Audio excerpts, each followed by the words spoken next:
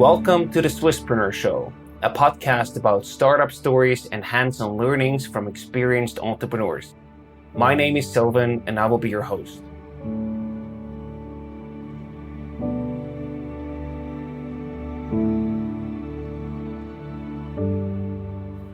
Today's interview takes us to the hip neighborhood of Reto in Zurich.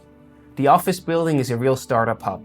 3 well-known companies are located there: Testing Time, No Time, and Avrios.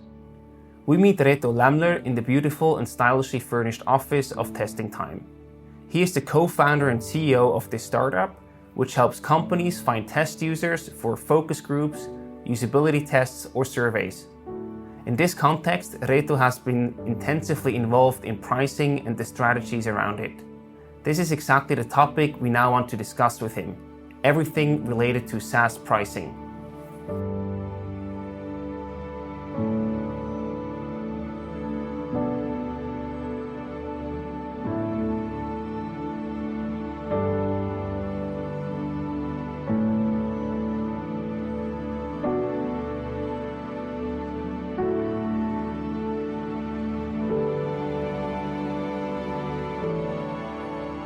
Before we get started with the episode, I would like to introduce you to SBB Startup. If you think that your company is a good fit for the Swiss Railways, get in touch with them or learn more about their startup programs at sbbstartup.com. Reto, a very warm welcome to the Swisspreneur Show. It's a pleasure to have you here today. Thank you very much. Glad to be here. Today we're going to talk about pricing. So why is it actually important that a startup has a pricing strategy? Well, the simple answer is to make money, to have a business which is profitable. I guess that's like the core, the root of why you actually even have a startup, right? Yes, exactly. So what are the different pricing strategies that a startup can actually choose from? Honestly, I haven't really thought about it until I read this document I got from a chief sales officer candidate who said you should read this. It's about pricing strategy. And there, the first time I realized there are different approaches to define strategy. One is sort of a cost plus pricing strategy. So whatever it costs to produce or to deliver a service, then you add something on top to earn basically some money or have the margin. The other thing is a competitor based pricing. Right. So you look what others charge and you kind of go above because you add something more or below just to compete that pricing. And the ideal one is a value-based pricing strategy. What is that exactly, the value-based strategy? The value-based strategy is basically when a potential customer looks at your pricing, feels like, okay, I pay that much because it's worth it to me. Mm-hmm. For example, in our case, I just had a discussion with one of the sales guys. It's like we have to deliver 60 people with either an Italian, French, and some other passport to train some AI about passport scanning. Nice. And then it's like, well, how cheap can you go? And it's like, look, our value is to screen this type of participants, make sure they reliably participate somewhere physically in Zurich in this test, you know? And so the value is finding these participants. If you would think about, well, what does it cost us to find these people? You know, like measure time, right. And see how much is your salary. You know, that wouldn't really get us. Our value we deliver is really finding these right people and deliver them reliably. You know. And we talked a bit before, and I think you also mentioned that on your LinkedIn post, that most startups, especially also Swiss startups, they don't really think about that from a strategic perspective and then just end up in the competition-based or also cost-based pricing strategy, right? Yes, but I also don't want to really be a judge here. I honestly also started to think about it since I discovered that paper. We have been in business for 5 years, and all we did is we increased twice the price a little bit, and we haven't put in more thoughts, and we looked at the competitors and we did everything wrong. So I assume all the startups may have done just the same thing, because you want to get started somehow and you don't want to read like 200 pages about this thing and make a big science out of it. You just want to get into business. And I think it's then once you mature, you start to think about it. It's also like every year I think about a revenue increase, and what everyone kind of forgets is by realigning your pricing strategy, having a smart price increase, this is also a way of actually growing, you know? It's not always about hunting new customers. Right.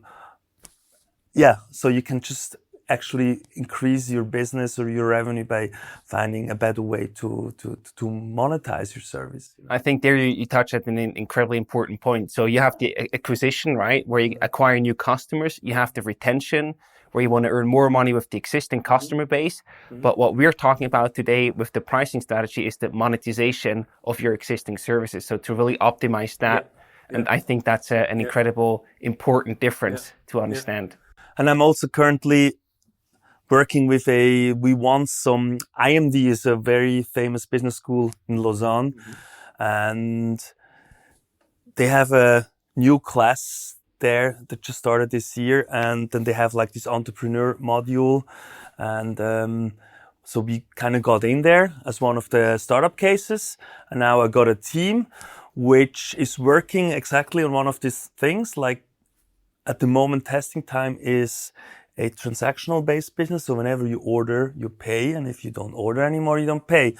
But the thing is, how can we turn our service into a subscription model, which is like with proper annual recurring revenue with a churn and everything. So this is also in a way the same thing we just do at the moment. How can we turn or offer our service in a subscription and maybe have more predictable revenue and at the end more revenue, you know? So. Maybe you can also walk us through the thought that you made. Like, why is it important that you can switch to a recurring revenue model instead of a one-time fee that you get on an order basis? Yeah.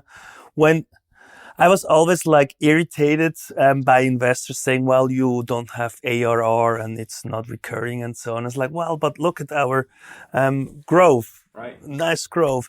Now I kind of understand what they meant, because we have some stability. We do sell prepaid packages which bring in revenue prediction, but at the end it's still like every month we don't know what's going to happen. Right.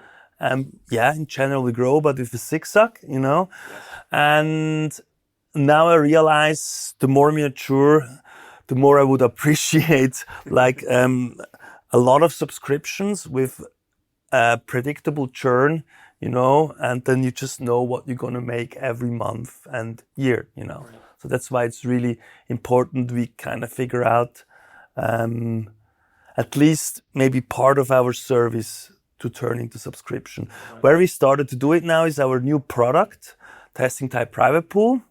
This is going to be released in April. We sold now 4 licenses and here it works perfect. So we never even considered to do a transactional based business model around it. We always said this is, if you want to have private pool, it's a subscription and customers buy it that way. So now with this, we hope to at least have 20% of our revenue subscription based. Nice.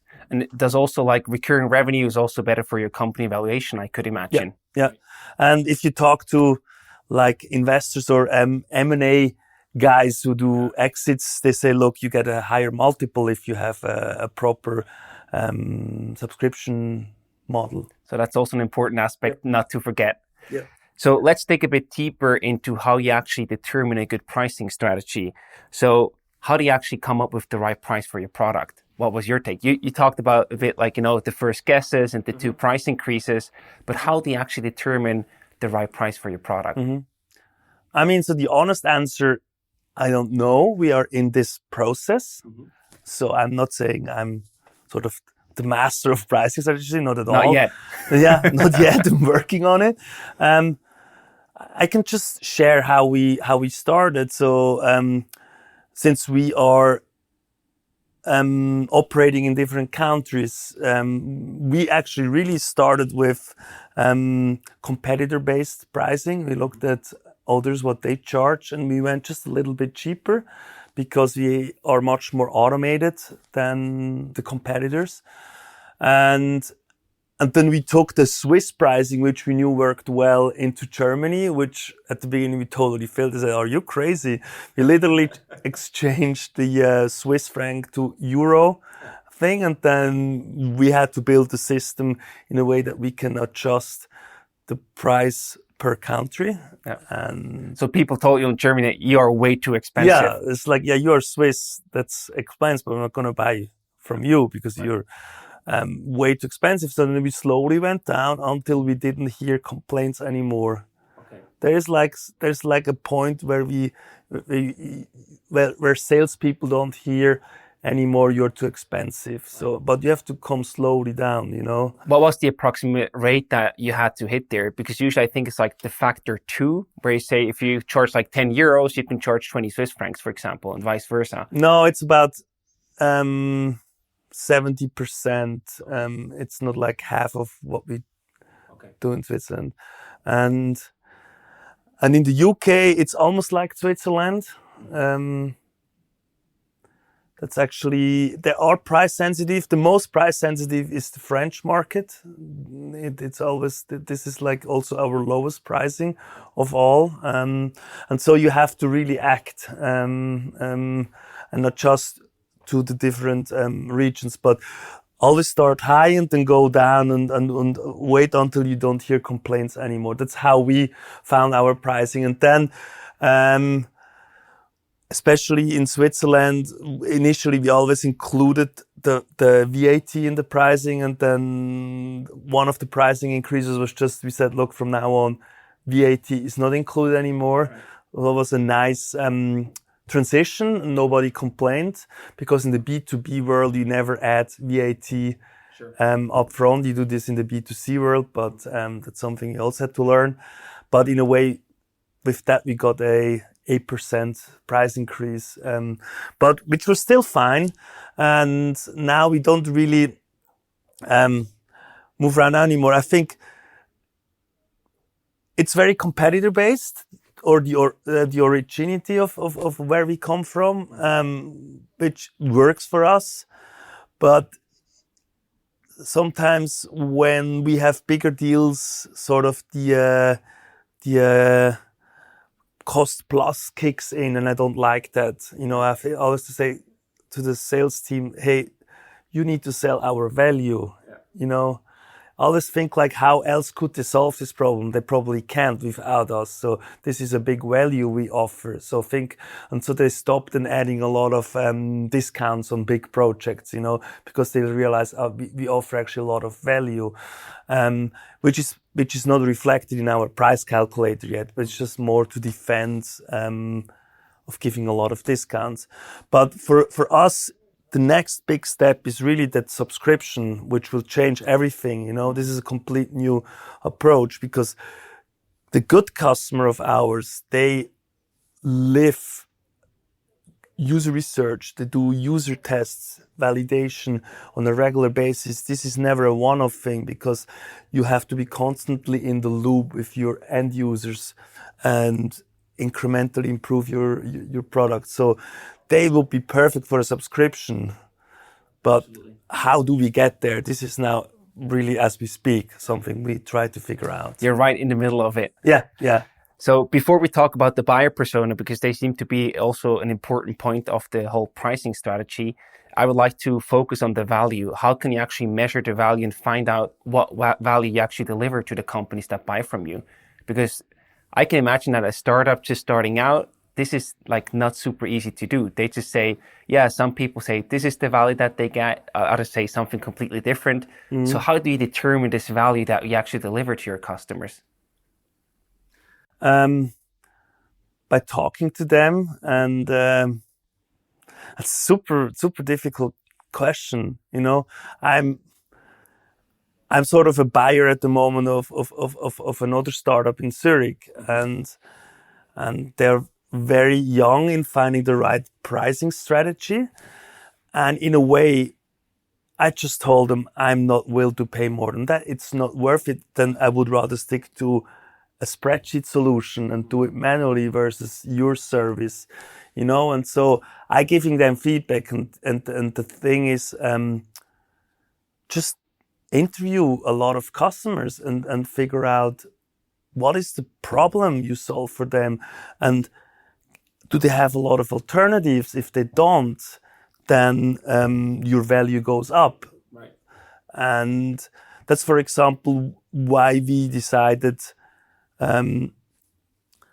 we could always, or some of our competitors in the US, they just provide a platform, a tool where the customer has to log in and do all the work themselves, like setting up a recruitment, picking the candidates. So they just offer a tool, and the work is still with their customers. Right. And we always believe what we do here with the customer success team is the service layer on top. We do all the candidate selection, the troubleshooting, so much whole things full happen. service. And this is a lot of value we add. That's why we can justify a much higher pricing. And so, yeah, so the answer is talk to your customers, figure out what problem do we solve them? What are the alternatives? How much would they pay for an alternative? And if there are not many alternatives, then you can charge it pretty high. So. And then to really determine the right amount, did you then just like, as you did, like test it? Or did you also like very openly talk about numbers and ask them like, okay, what's the monetary value that you get out of this solution? And then find a good way to make it. Yeah, there are different approaches. Testing it is always the best approach, because if you kind of ask them, they would always go for cheaper, you know. Right. It's like, I want to have faster horses, I want to have a cheaper price. Maybe there is like a point where they know, okay, this is too cheap, that they could actually deliver a good service for it. So of course they're also aware that you can survey them with this scale, what is the amount you would pay, and you would feel like this is too much, this is too cheap, and this is like borderline too much. And then you know exactly where the right price would be. That's what we actually now do for this. We run a survey, or are going to run a survey for this subscription pricing, where we actually kind of try to find these 3 points. Where you believe it's too much, where you believe it's too cheap, and where you just think it's expensive, but all right. I still buy it. Yeah, so this is the sweet spot. Yeah, so. Perfect. Before, you also mentioned like the importance of the right clients, or we can also call them buyer persona. In what way do they also like have an influence on the pricing strategy that you choose? Because I can imagine different buyer persona that you want to address, self-service versus full service, for example, also needs different pricing, right? Yeah, true. For us, it's more important to go after those buyers or users at the end, which use us regularly, and they understand the value of what we do. You know, those who do one-offs, and it's like, I just do this once, they don't understand the value. And so, and it's also you have to avoid to attract this kind of buyers. So if one walks in your door right now at the office, would you just say like, no, sorry, we don't serve you? Or would you do their business, but try to get them into more like a self-service mode? If they want to bring you revenue, but not recurring revenue. Yeah. We differentiate between, we call this ICP, ideal customer profile, and non-ICP.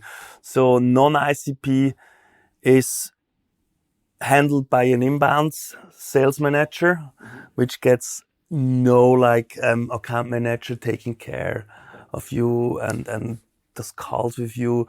It's more on handled in an automated way. Email assistance and this kind of things, and we don't go the extra mile and do everything possible to win your business. It's like, look, this is the level of service you get. And with the ICPs, we really go the extra mile to make sure you are happy now and you stay happy. And so yes, and sometimes if it's really out of our criteria, then we say, sorry, we don't serve your region, sorry, we don't do this type of project. So because getting in the wrong customers is super expensive and blocks everything in operations and in sales, and at the end, better say no than dealing with some difficult order and customer. It's also a big question of where's your focus, right? Yeah. How do you actually characterize the different like buyer persona or customer profiles, as you call them? Like, what do you look at? The industry, the company size, geography? What are the criteria that you like sort them? I mean, I can only speak for our industry. So we are industry agnostic. We know whenever a company provides a B2C business or runs a B2C business, they do care about user experience. There will be a user experience team. So we look, is there a user experience team or an innovation team? If yes, then the topic matters, and then we go after the head of running that team, head of user experience, head of innovation, head of customer insights. There are different titles, and then we try to go into that. This is not the one who actually uses our service, but it's the buyer and decider, the one who says yes to the budget. And then you have to make, have to get the users to the table too. How should I say, the fan boys and girls. Yeah. So, and that's how we look at it. So we put a very strong focus on all these criteria, because only if you're desperate, you go left and right, and it never turns out well. So, is there any good resource that helped you to really, have this focus and document that well, or did you just basically build lots of that on your own? A lot was try and error. And then once we scaled up the sales team, we wrote a playbook. We defined those criteria. And this always changes a little bit, but this is more fine tuning. So that works well. And if an account manager doesn't perform well, then you can go and say, look, the playbook says this. And I see you talk to a lot of leads which don't fulfill this criteria, so probably stop talking and wasting your time on strangers. Focus again, Absolutely. And this is how you align it. When you do that for the first time, and I can imagine, you test out different buyer persona, you want to find out who's like the best fit for your company. How do you realize when you actually found the right fit, the right client, the right buyer persona? How do you feel that? Is it just like way easier to close deals? Does the sales process go faster? Or how do you actually realize that you are in this sweet spot and then also ready to scale a sales team? It's a good question. If you have a product market fit, so you have built a product which solves a problem of your target market or your target persona, right, then it always goes smooth. And I just experienced this with our new private pool product. I had to sell it. We said, if I sell 3 licenses, we're going to build it. Nice. And so I had to make up the story, and I went into discussion with Zalando, Nova, Post, Swisscom. And so when I negotiated a contract with Zalando, it was very immature. So with every meeting, the product changed, and suddenly it was a no-brainer, So literally with every meeting I had, the scope of the product changed, and then I knew, okay, this is what they need and solves the problem. Then I checked with other potential buyers, does this also fit in there? And it does. And suddenly, like, every sales cycle went faster and faster. And so, you basically just fit in. It makes sense to them. So they don't have to discuss and argue a lot. So that's. So you'll probably feel it when you are there, right? Yeah. It just, you don't have a lot of discussions anymore. You have just to be very careful that you don't shape a product for this one customer. You have to always validate with all the others that this is generic enough to apply for others. It's very dangerous. And otherwise you end up in the consulting business. Yeah, exactly. Right? And you make don't want custom that. solutions, and this is like, that's not scalable. No.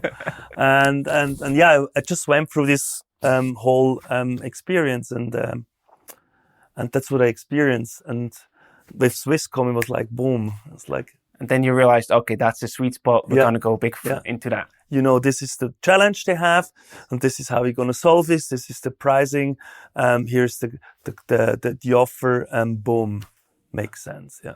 When you were actually talking to these different potential clients, did you also change the pricing on the go, or how did you go about that? Did you have a very clear, like, price range for the recurring revenue that you wanted to get, or how did that evolve? We're still in the very early stage. What's the right price now? We said it has to be expensive enough that they commit to it. So that was one of the. What's a good threshold there to go above? We said, like,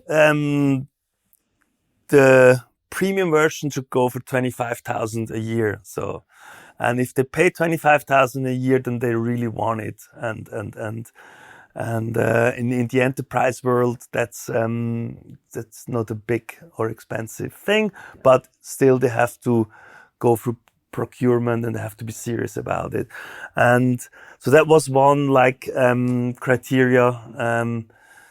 And then we again did sort of, what would they pay if they would get the same service for our regular service, not the private pool, for our public pool service. And then we kind of checked against that to make sure it's sort of in line, or we can earn a bit more. So different approaches to look at it, different checkpoints. We also then, at some point, we switched from, at the very beginning, where I was struggling during negotiation with Zalando, it was very transactional thinking. And then suddenly it's like, no, we have to have these services which add on value, Mm-hmm. And so that was also like a stepping stone towards, like, where I knew it works now. Again, this value thinking. What is value we can add into this license, and not how many test users they can get. Suddenly we said, look, it's unlimited test users, but you need to commit to it. You need to use this, otherwise it makes no sense. So how did you get away from this transactional thinking from the client to then also get the commitment from them? You just said, like, everything is included and you added more value through additional services? Yeah, because I got frustrated. They kept on comparing our standard core service. You can go online calculator. So every time they compared with that, and I was like, well, you cannot compare apple and oranges. And in a way they can, because that's our public pricing. And it's like, how do I get them away from that thinking, So then I had to do a bold move and said, you know what? You can recruit as many participants as you want. It's unlimited, all inclusive. But with this plan, you don't get the payout service. With this plan, you don't get advanced screening. All these things I knew are important to them. So I just repackaged it, and bundled it in different licenses, and then it suddenly worked, It's also, the next question is basically, how many different packages or bundles and pricings should you offer? How did you go about that? Well, there are a million studies about it. Some say 4, and then one of the middle ones is the favorite plan. So the classic ones. I'm not really an expert on this, but I think if you just go with 4, but I think what's important is, and what I also learned from the paper, there should be always, the big plan should be without a price. This is the enterprise version, because big enterprises, they don't really care whether it's 20,000 or 50,000. For them, it's like their worries are data privacy, their worries are the procurement effort, all these things, they have way different worries than whether it costs now 20 or 25,000, so. So for them, it doesn't really matter. They will buy anyway. Yeah, because they have different cost problems than this couple of thousand, more or less, this is such a big effort to get a new tool approved and rolled out. So really the pricing is the least of their worries. So don't close doors by publicly announce a price, because the procurement guy will go and see the price and hold it against you. So then you rather say, look, talk to us, and then you figure out where you can place it. Also, what you see in many startups that have these online pricings, they also have from my perspective, it seems that they have one plan per buyer persona. So they have one for small businesses that is pretty cheap, or even for freelancers and independents. Yeah. Then there's a middle plan for more established businesses, but not the big corporates. Yeah. And then there's an enterprise pricing where you most often have to contact them. Yeah. Is that something that you think would make sense, that you just offer one pricing plan per customer or per buyer persona that you want to address? It really depends if your product is suitable for all these different yeah, that makes sense. Sizes of companies. Then I think that's a good approach to go after. But again, don't put a price for the enterprise plan, and really talk to them. Maybe you can add on much more value and charge more for it. You just don't know, because it's such a huge purchasing process, so. Is there any hack or any question that you do in your sales process to really check whether you can sell anything on top? Like you said, data privacy is important to them, but is there any question that you ask or anything in the sales process that you do in order to really maximize the revenue there?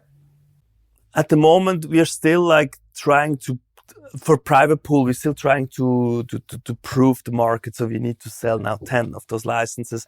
But what I keep on hearing with enterprises where you can really add value is, besides data privacy, is legal aspects.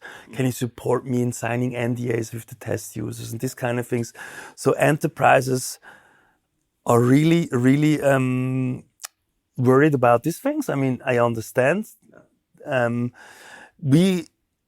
think it would be even worth at some point to invest into ISO certifications. So we have ISO blah blah blah to be security. We fulfill security standards, or for whatever. There are a lot of these certificates. Right. So you can just say, look, we are approved. Don't worry, And I think this kind of things, which has nothing to do with your core product, you just want to check off as many of these things around it. So you just then go much smoother through the purchasing process. It's more like a signaling, right? Yeah. You want to send the right signal that you're a professional, that you're mature. Exactly. Then you can also speed up the process and win more trust, I guess. Yeah. Cool. So all these things around it are equally important as your core. Also, coming back to these bundles, to the packages that you offer, what should be included there? Some companies, they charge additionally for maintenance or whatsoever. Should you have everything included in your recurring monthly or annual recurring revenue?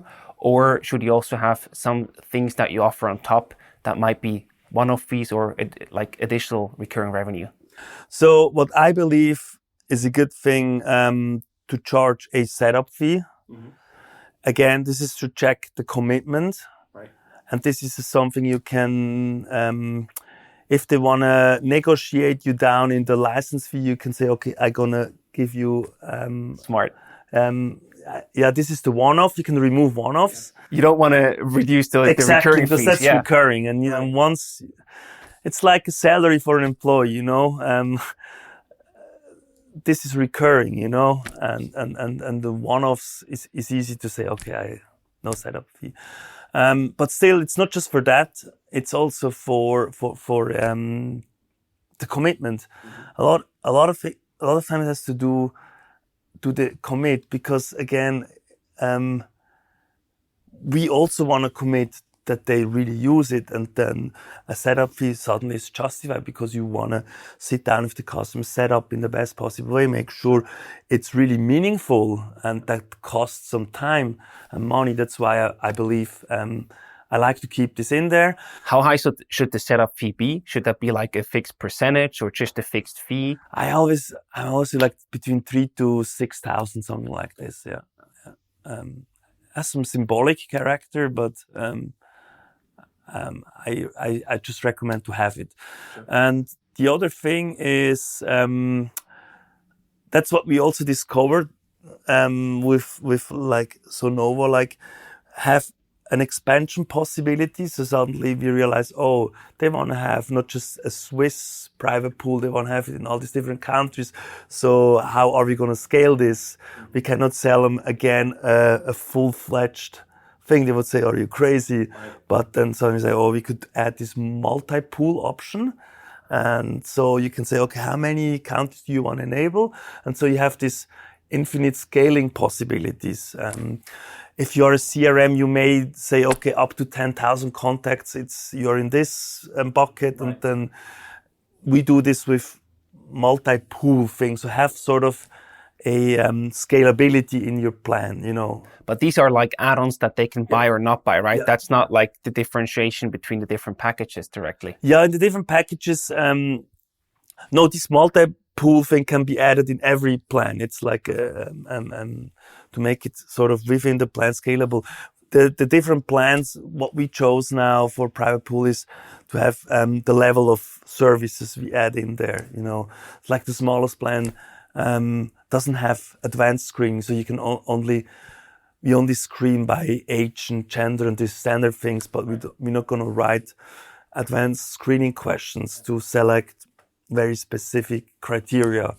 And then the higher up you go, then this service is added. Then, so this kind of thing. So closely linked to the add-ons and also the setup fees are discounts. You mentioned them before that you try to, get away from discounts and really have this value approach. Mm-hmm. So should you offer any discounts at all? Yes or no? We do. If you want to have you try it out. Mm-hmm. So it's like, okay, I just want you to experience us, and it's not about the money here. Just make sure you can regularly charge afterwards, because once we once did a promotion in 2018 where we said if you get a prepay now just before Christmas, we give you 20%, Okay.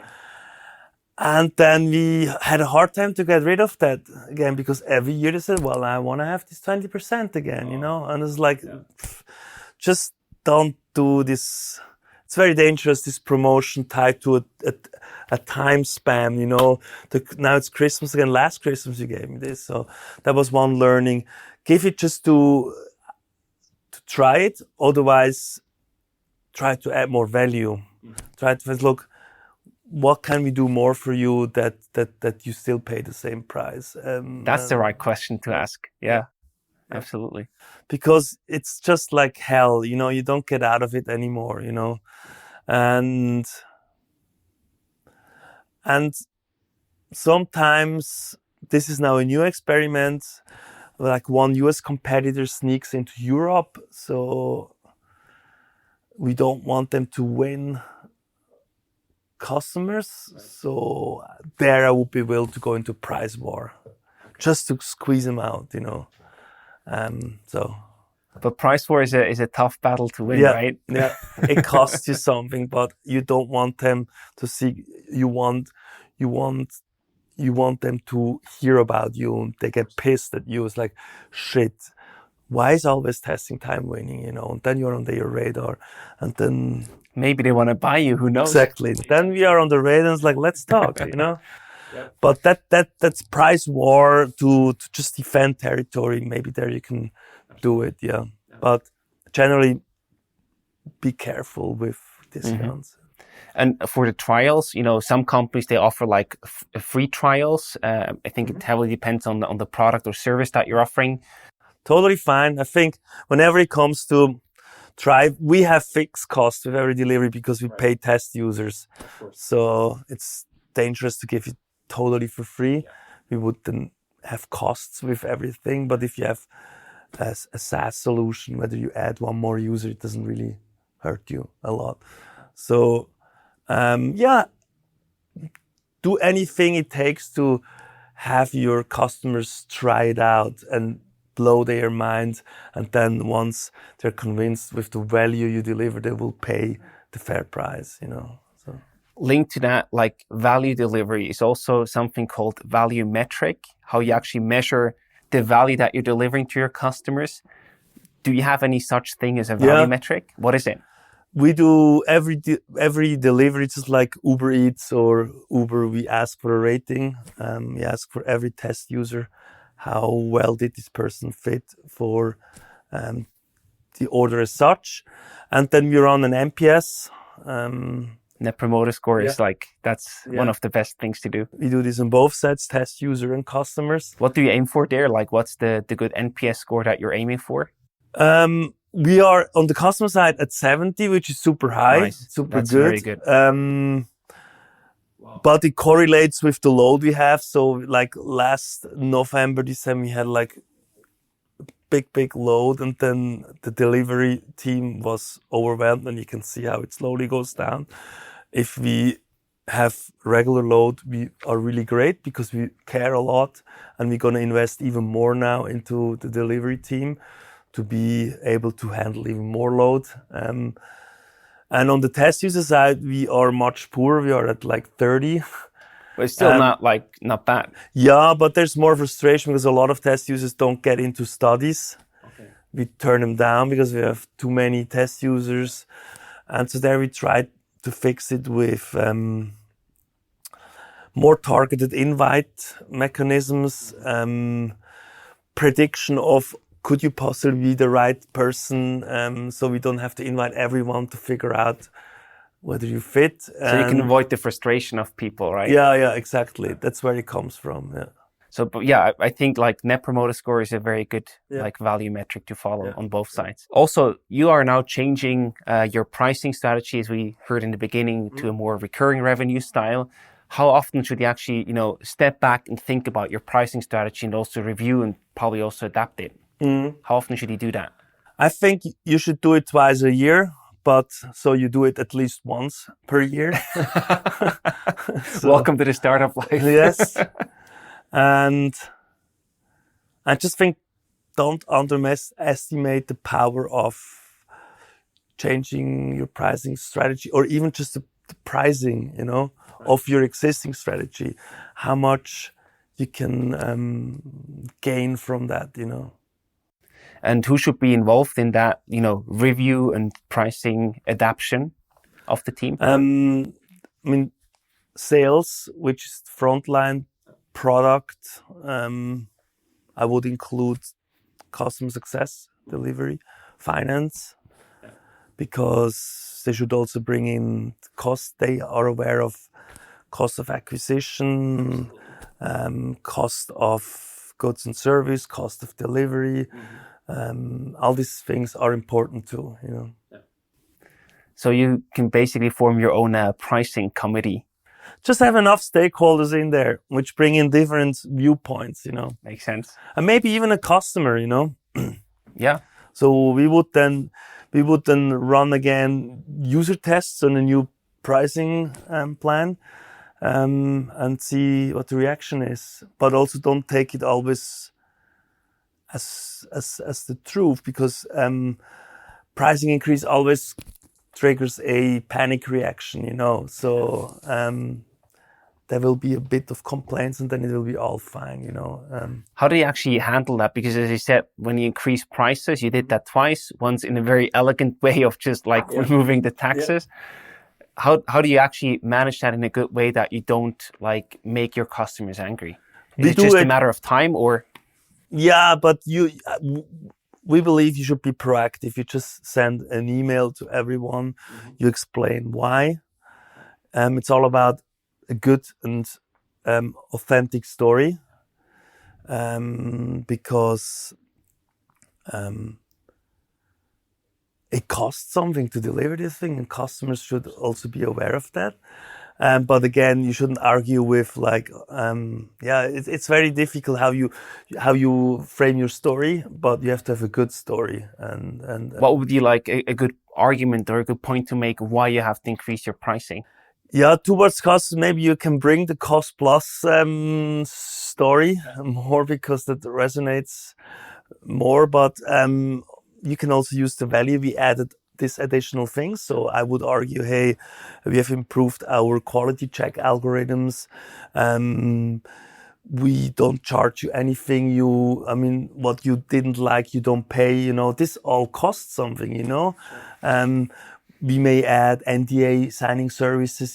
This is all additional value, and so this is how you justify a pricing increase. Yeah. And when you actually increase the pricing, some companies say they only increase it for new customers and leave their old customers or existing customers with the old pricing. Yeah, I wouldn't do that.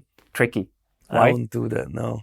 Because people change companies and then they get pissed at you. Why do you only pay this? And I would, if you say, look, in the enterprise segment in general, we do this, have this pricing thing, and then for small companies then you're still consistent within these different segments, and you can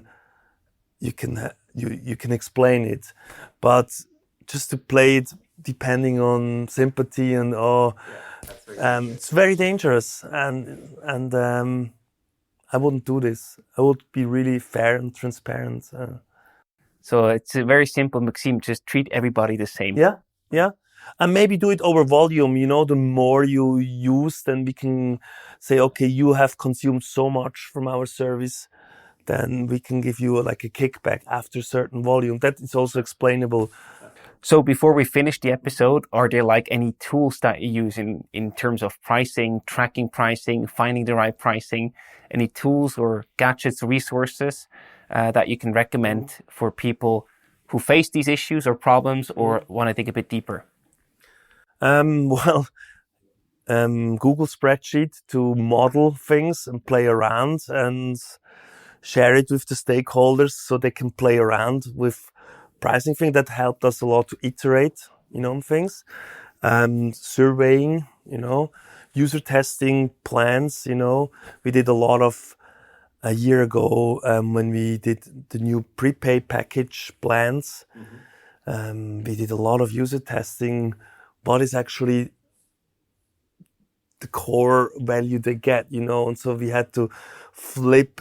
Suddenly we realized, well, the number, the percentage you get with the bigger package is not the main thing, and this kind of you can test with user testing. So classic user research methodologies and tools, and then sometimes you just go out and try. We don't do A/B testing things because we are not in the consumer business where we have millions of transactions. Sure. So, yeah. We will definitely also link to the PDF that you shared with all the details about the pricing strategies. Yeah. Reto, that was a lot of fun. Thank you so much for the hands-on advice and the storytelling from your startup experience. We wish you lots of success and hopefully a lot of new recurring revenue in the future. Thank you very much.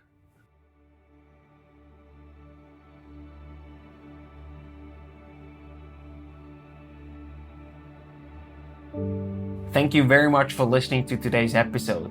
If you enjoyed the content, we would be thrilled to receive your rating on Apple Podcasts. That way you not only support Swisspreneur, but also help other entrepreneurs discovering the show and finding more valuable information on how to run their businesses. Next week, we will already be back with an all-new episode of the Swisspreneur Show, so we hope to see you again then for a new episode.